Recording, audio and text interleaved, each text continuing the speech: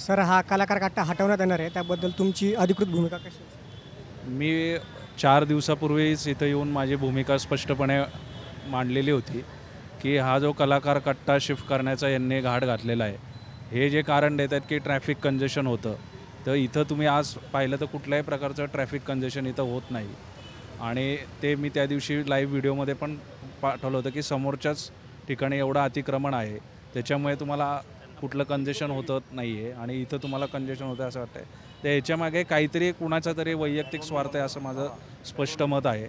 आणि कुठलाही निर्णय घेत असताना ह्या कलाकारांना तुम्ही विश्वासात का नाही घेते? तुम्ही डायरेक्ट सांगितलं की आम्ही हा कलाकार कट्टा तोडणार. मग आता 4 दिवसांनी तुम्ही भूमिका घेतली नाही आम्ही आज शिफ्ट करणार.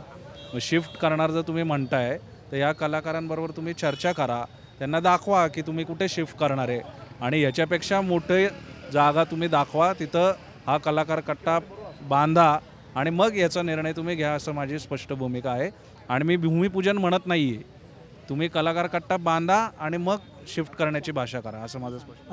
हा कलाकार कट्टा जो म्हणजे संकल्पना ही भाजपच्या स्थानिक नगरसेवकांनी बनवलेली आहे. त्यावेळेस मुरलीधर मोहोळ महापौर होते, जे आता मंत्री आहेत. चंद्रकांत पाटीलही उपस्थित होते, त्यांनी पाठिंबा दिला. सर्वात विशेष म्हणजे भारताच्या पंतप्रधानांनी याला पाठिंबा दिला आहे, कौतुक केलं आहे कलाकार कट्ट्याचं मन की बातमध्ये. मग तरी पण हा हलवण्यात येणार आहे म्हणजे? मी तेच सांगितलं ना, ह्या सगळ्या एवढं सगळं असताना सुद्धा जर असा प्रस्ताव मांडत असतील तर मग कोणाचा तरी याच्यामध्ये वैयक्तिक काहीतरी स्वार्थ आहे असं माझं म्हणणं पाहिजे. आणि मी पहिल्यांदा पण आणि आज पण तुमच्या माध्यमातून आपल्या पुण्याचे खासदार मुरलीधर अण्णा मोहोळ असतील किंवा चंद्रकांतदादा पाटील असतील, यांना मी विनंती करतो की या गोष्टीमध्ये तुम्ही लक्ष घाला आणि या कलाकारांना न्याय तुम्ही नक्की द्याल असा मला विश्वास आहे.